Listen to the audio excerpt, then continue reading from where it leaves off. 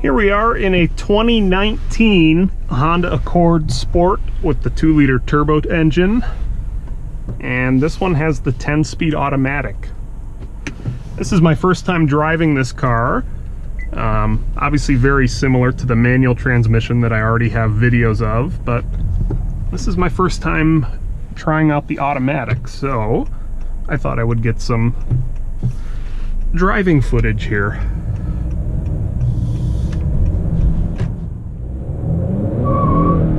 That was maybe half throttle, 3/4.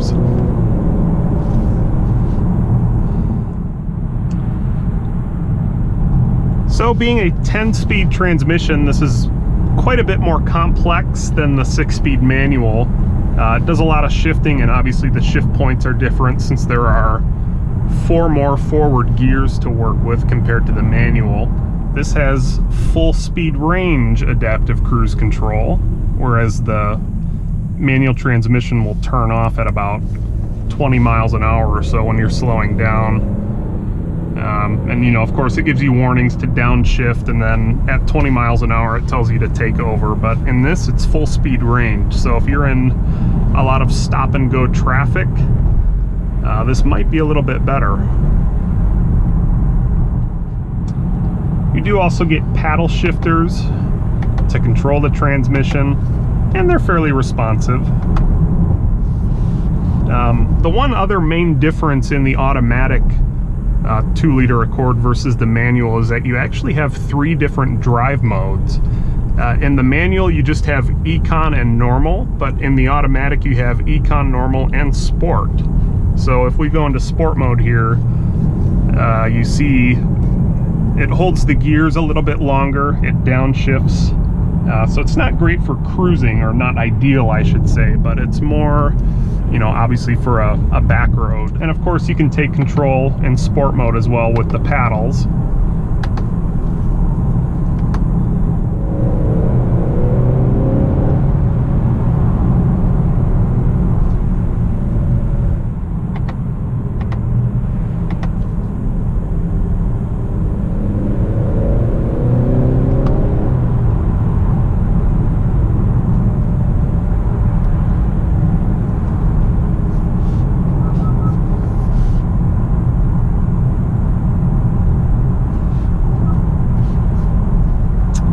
The steering actually gets a little bit heavier in Sport mode.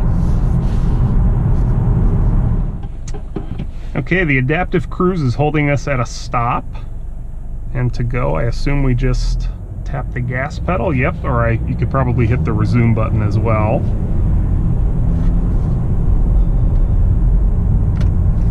All right, I'm gonna take over.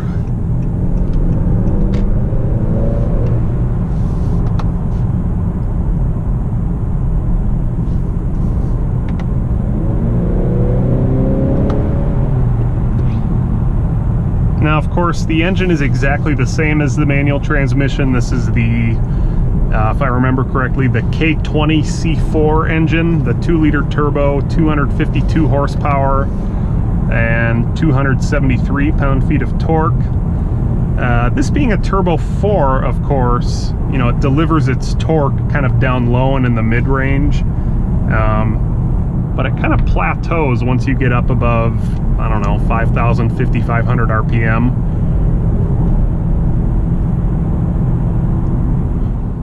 But of course, that's the same no matter which transmission you get.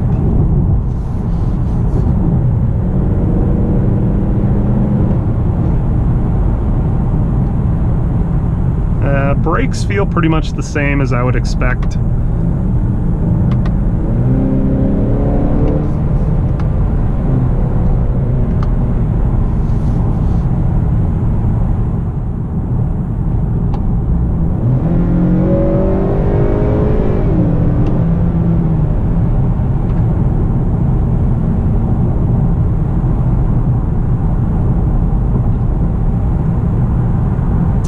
I definitely think the steering feels different in normal versus sport mode.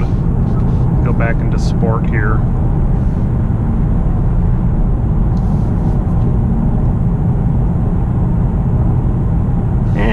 if one is necessarily better than the other.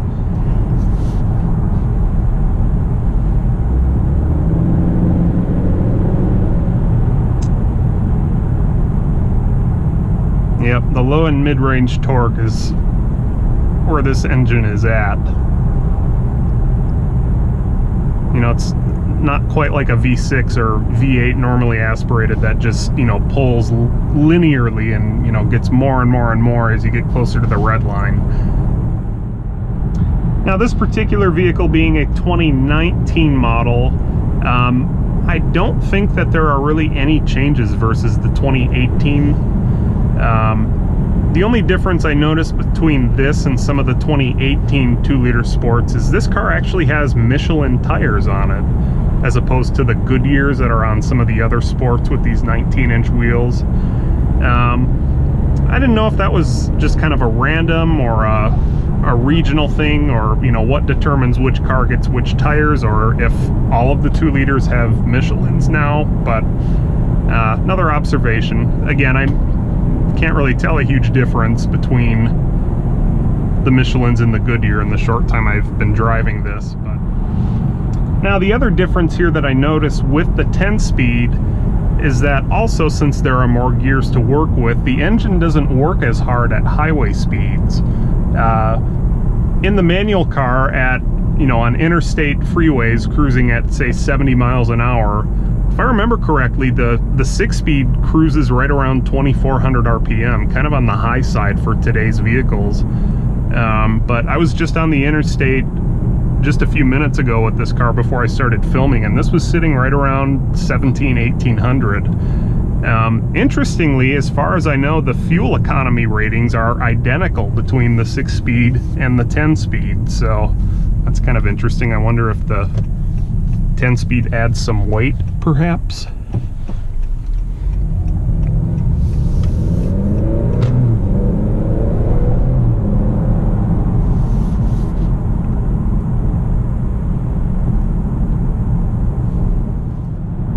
The ride is still kind of on the firm side, especially with these bigger wheels. I imagine, you know, on paper, the Michelins are probably, probably better than the Goodyears. Let's see here.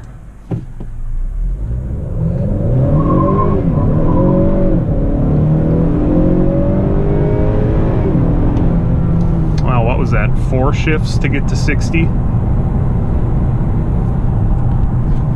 Yeah, in the manual you can get to 60 in 2nd gear. So that's one difference here with the 10-speed. There's just more gears to work with, so it does more shifting. As I expected, the automatic Accord Sport drives very similarly to the manual transmission. And really, I think the transmission is the only difference. And at that point, it comes down to personal preference. I can't really say that one is necessarily better than the other, especially because brand new, the two vehicles have the same exact sticker price. Honda doesn't charge a premium for either transmission. I will say the manual car is still more engaging to drive, just because, you know, it's a manual transmission. Alright, the SD card on the GoPro ran out of space, so just bear with me as I finish this last bit on my phone.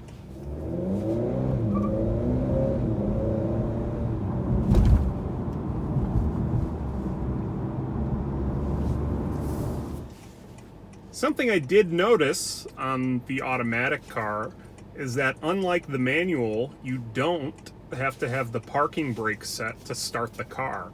That's a little safety feature on the manual car that has sparked some controversy with critics. But in the automatic, you don't have to do that. Which, that's a whole nother topic of itself, which I may or may not make a video on at some point, but just a little fun fact.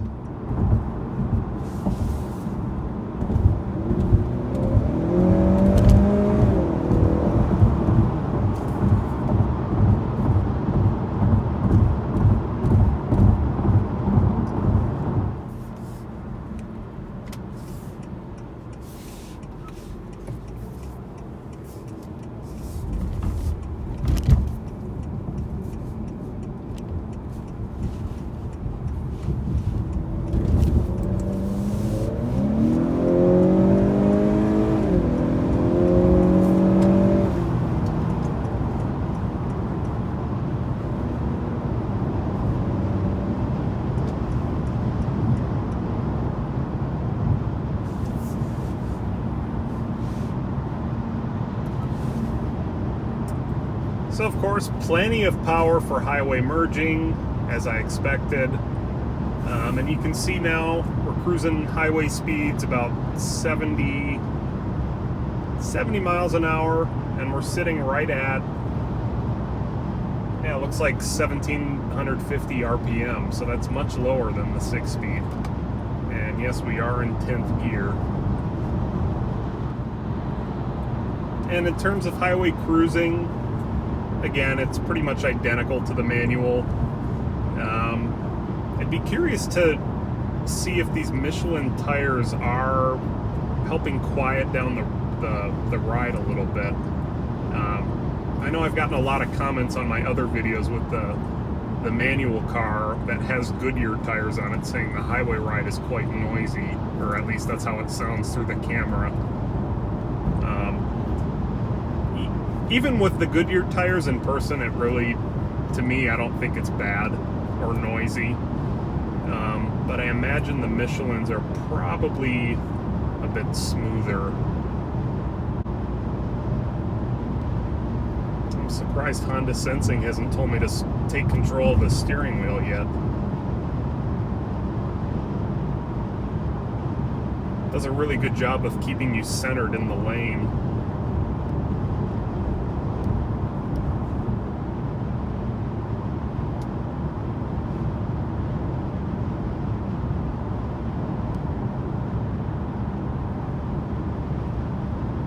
Really surprised I haven't gotten a message saying steering required yet.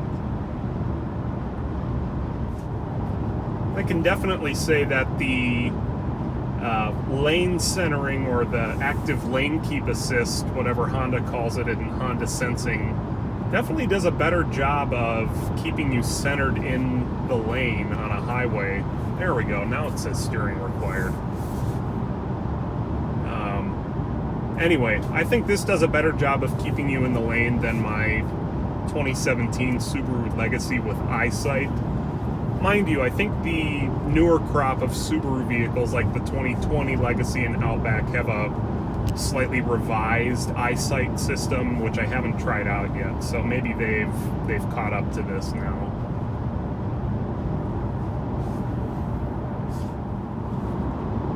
One last difference between the automatic and the manual that I find worth mentioning is with the automatic in the sport trim with the 2-liter engine, as you can see by the key, you get remote start, which is a nice little extra touch.